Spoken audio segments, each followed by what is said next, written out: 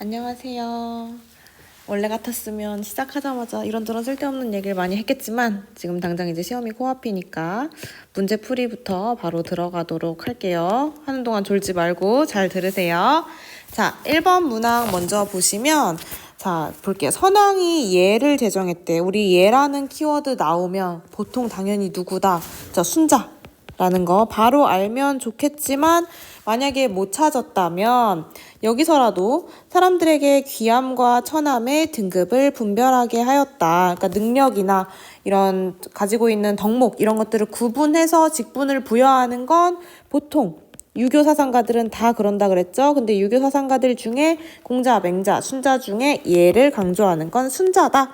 그래서 순자 찾아주시면 되고, 그러면 보기부터 볼게요. 기억부터. 군주는, 나라를 다스리는 사람은 사람들의 당연히 능력에 따라 직분을 맡겨야겠죠. 능력이 없는데 직분을 주면 안 되겠죠. 그래서 이거는 맞다. 그 다음에 니은을 한번 보시면 소인도, 얘들아 소인은 세모 쳐볼까? 세모 쳤다는 건 도덕적인 사람, 그렇지 않은 사람, 그렇지 않은 사람.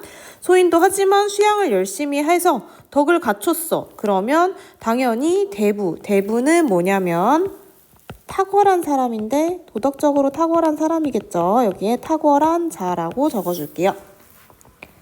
그래서 소인도 수양을 통해 덕을 갖추면 당연히 탁월한 사람이 될 수 있겠죠. 그 다음에 디귿 보시면 소인의 계속 세모. 소인이 사람들 위에서 뭐 관직을 갖는다거나 갑자기 뭐 어떤 위치, 높은 위치에 올라간다거나 그래서 이런 것들 위해서 위세를 부리면 당연히 나라가 망하겠죠. 그래서 디귿도 맞다.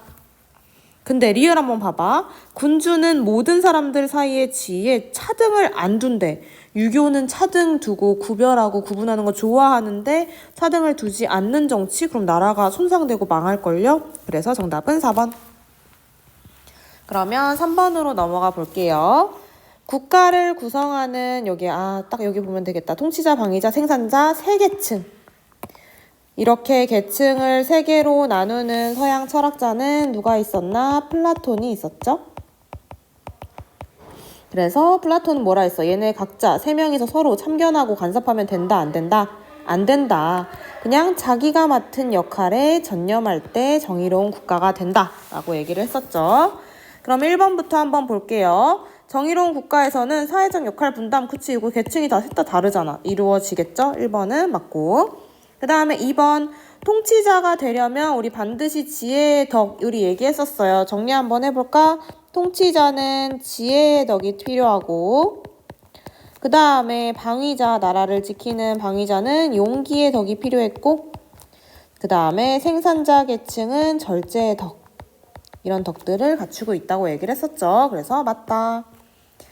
그 다음에 3번으로 한번 가보시면 정의로운 국가에서 사회적 역할은 내가 통치자인지 방위자인지 생산자인지는 타고난 성향에 내가 예를 들어 뭐 통치자라면 이성적인 부분이 발달했는지 방위자라면 기계적인 부분 생산자라면 욕구적인 부분이 잘 발달했는지 이런 거에 따라서 부여가 된다고 얘기를 했죠.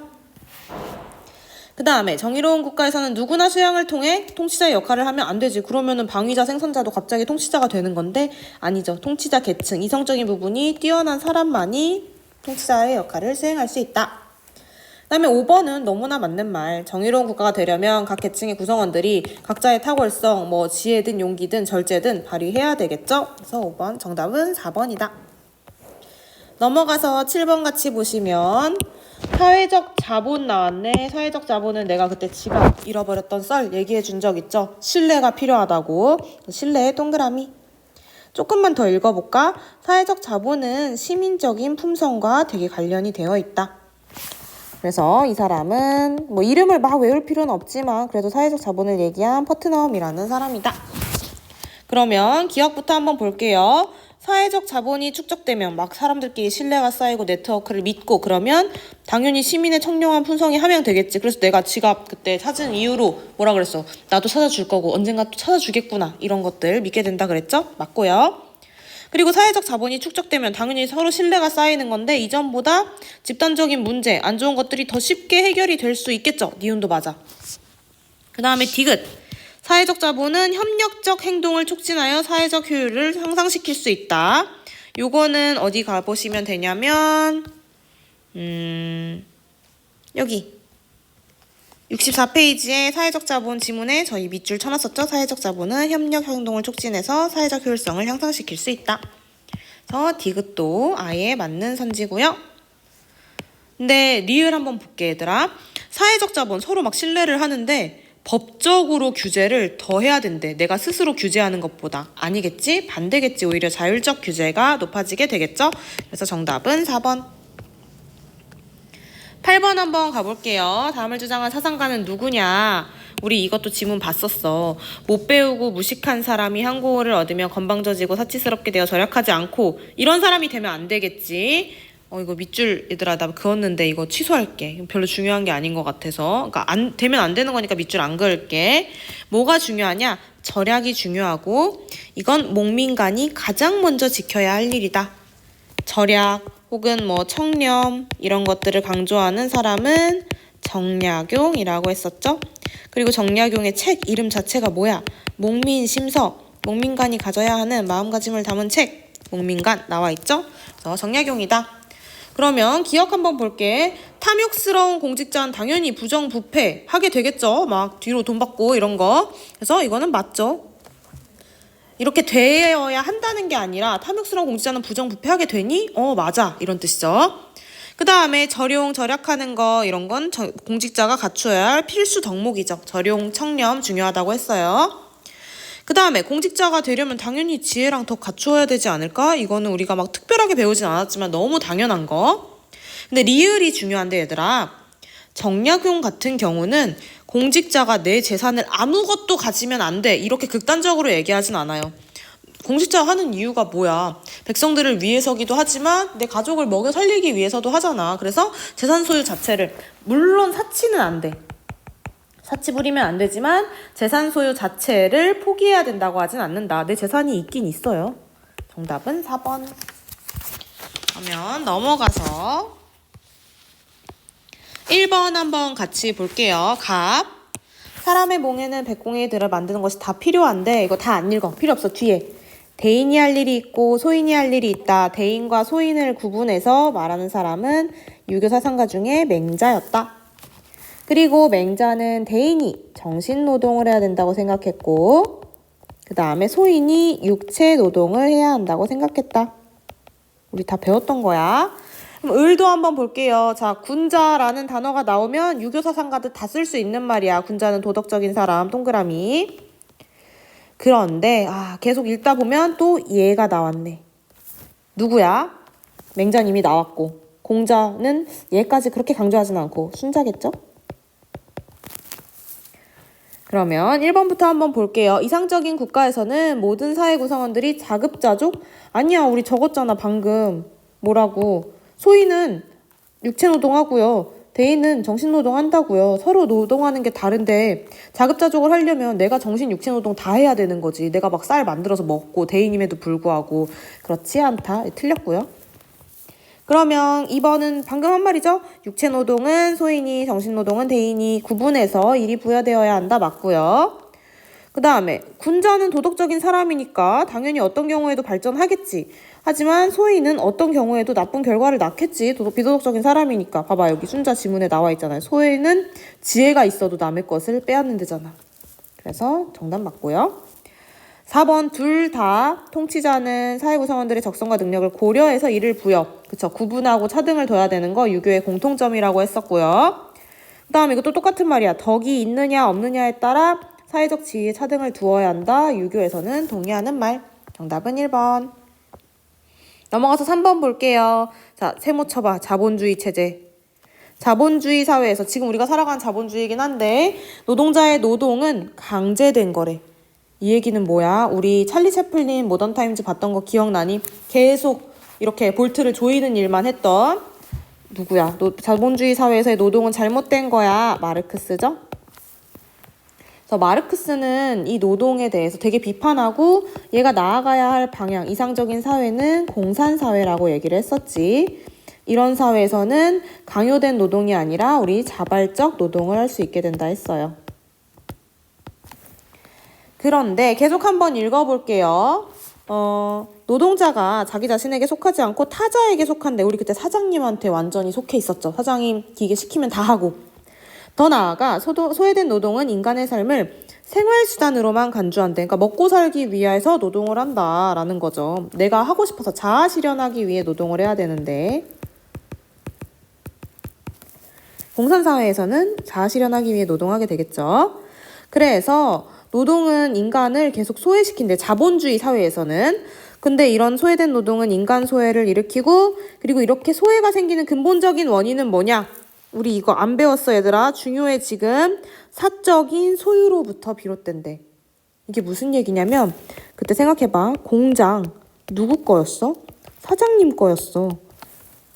그러니까 사장님이 거기 있는 노동자들을 자기 마음대로 수단처럼 사용했잖아. 그래서 이 사적인 소유가 되게 안 좋다고 보거든요. 그래서 여기 하나 별표해서 적어놔 얘들아. 생산수단이라고 조금 어렵게 표현하는데 아까 얘기했던 공장 혹은 뭔가 농작물을 만들 수 있는 땅 이런 것들은 개인이 소유하면 안 되고 어떻게 돼야 된다고 생각하냐면 공유되어야 된다고 생각해요. 그래서 이거 꼭 강조해 놓자. 그래야 우리 소외받지 않는 삶을 살아갈 수 있을 것이다. 그럼 기억부터 볼게요. 생산수단이 공유될 때 노동소외를 극복할 수 있다. 맞겠죠? 방금 한 거야. 그런데 니은 봐봐. 임금 노동자, 먹고 살기 위해 돈을 받으면서 살아가는 노동자가 자율적 삶을 살아가기 위해서 좋아지려면 기술적으로 분업, 자본주의를 싫어하는 이유가 한 사람이 똑같은 일만 계속해서 그런 거야. 너트 조이기. 그래서 분업은 안 좋다. 자, 틀렸고요. 다음에 디귿은 우리가 알아둬야 하는 건데요. 이것도 외워줘야 돼. 능력에 따라 분배받으면 얘들아 생각을 해봐. 내가 능력이 많으면 많이 분배받겠지만 능력이 없으면 되게 조금 분배받는단 말이야. 이런 사회는 바람직한 사회가 아니라고 믿어요. 마르크스는. 그래서 요거 바뀌어줘야 돼. 능력에 따라 분배받고 필요에 따라 일하는 게 아니라 마르크스가 원하는 공산사회는 필요한 만큼 분배받고 내 능력만큼 일하는 사회야. 내가 정말 능력이 없더라도 많이 필요해. 그러면 그만큼 분배받는 사회. 좋은 사회 아닐까? 그래서 이런 사회에서 노동소외가 극복된다. 바뀌었어요, 둘이. 꼭 외워주시고. 리을 한번 보시면 자본주의 체제에서는 자본주의 안 좋아하니까 세모. 생산을 통해 노동자의 노동을 하나의 상품으로 생산해낸다. 그치? 노동자가 완전 그냥 수단화돼가지고 하라는 대로 할 수밖에 없었잖아. 리을이 맞아요. 정답은 2번. 다음에 넘겨서 5번 한번 같이 볼게요. 갑을의 입장에서 서로에게 제기할 수 있는 비판. 자, 갑. 우리 기업의 사회적 책임했던 거 생각나니 얘들아? 여기다 잠깐 적어볼까? 기업의 사회적 책임. 두 가지가 있었는데요. 소극적 책임과 적극적 책임이 있었어. 소극적 책임은 기업의 목적은 단순히 이윤 추구야 혹은 이익 추구야 라고만 했던 애들이고 적극적은 그래 기업의 목적은 이윤 추구 맞아. 하지만 플러스로 공익 혹은 또 다른 사회적 책임도 실현해야 돼 라고 했던 애들이야. 실현. 자, 갑 한번 볼게요. 맨 마지막만 보시면 되는데 기업은 법의 테두리 내에서 이익 추구에 전념하는 것만으로도 괜찮다. 장기적으로 공익에 기여할 거다. 중요한 건 이익 추구다라고 얘기하는 점에서 얘는 소극적 책임을 주장하는 사람. 그래서 갑의 소극. 자, 여기서 착각하면 안 돼. 뭐 장기적으로 공익에 기여한다고 해서 공익을 주장하나? 그런 게 아니야. 이익 추구에 하면 공익 알아서 될 거니까 공익 신경 쓰지 말고 이익 추구만 해 라는 의미인 거예요. 그다음에 을 한번 볼게요. 어디 밑줄 긋냐면 기업은 법을 준수하며 이익을 창출해야 할 책임도 있어. 당연히 이건 기본적이야. 하지만 공익 실현에 힘쓸 책임도 있대. 공익까지 신경 써야 한다. 을은 적극적이겠네요. 그래서 을은 적극적 책임을 주장하는 사람. 1번부터 한번 보시면 A. 소극적이 적극적한테 야 기업의 이익 증대가 공공의 이익 실현과 양립될 수 없어. 아니야 여기 양립될 수 있다고는 얘기해요. 그래서 소극적에서 이렇게 얘기할 수 없다. 그 다음에 기업은 경영을 통해 공공의 이익을 실현하기 위한 사회적 책임을 다해야 한다? 아니지 얘들아. 공공의 이익을 실현하려고 하는 게 목적이 아니라 했잖아. A 여기 갑은. 그래서 A 갑이 할 수 없는 말. 그 다음에 B는 을이 할 수 있는 말인지 봐야겠네. 기업 경영의 근본적인 목적이 사회복지 확충과 공동선의 실현이래. 그러니까 아니야 얘들아. 근본적인 목적은 얘도 이윤 추구야. 근데 이윤 추구하는 과정에서 사회복지 공동선 실현하면 좋다는 거겠죠. 그래서 근본 목적은 아니다. 그다음에 4번 기업이 사회적 책임을 다해야 하는 대상의 주주, 이윤 추구의 대상이죠. 근데 이것뿐만 아니라 기업의 외부인 다른 공익적인 요소들 뭐 그냥 인류일 수도 있고요. 그래서 외부인도 포함될 수 있다고 얘기할 수 있고 A 너는 그걸 모르고 있어. 감 너는 그걸 모르고 있어 라고 얘기할 수 있죠. 정답은 4번. 그 다음에 5번은 기업은 이윤을 추구하는 과정에서 기만행위 없이 공개적이고 자유로운 경쟁에 전념해야 해. B가 을이 얘기할 수 있어. 근데 A가 이걸 모르니? 아니 A도 그건 맞지. A도 알아요. 간과하지 않아서 틀렸다. 그 다음에 6강에서는 마지막 문제죠. 7번 문제 같이 볼 건데 자 공직자 여기 청렴이네. 공직자 윤리에 대해서 얘기한 사람은 우리 누구밖에 안 배웠어? 정약용밖에 안 배웠다. 그리고 아까는 정약용이 목민심서를 써서 목민관이라는 얘기가 많이 나온다 그랬는데 이 수령이란 단어도 많이 나와요. 마을을 다스리는. 그리고 뭐 청렴에 대해서 얘기하고 있네요. 그냥 바로 문제 해설로 들어갈게요. 공직자는 덕을 쌓고 절용하는 삶을 살아야 한다. 덕 중요하겠지. 절약해야겠지. 맞아요. 공직자가 청렴하지 못하면 지혜가 모자라기 때문에 내가 막 수업 때 멍청하기 때문이다 라고 했는데 맞죠?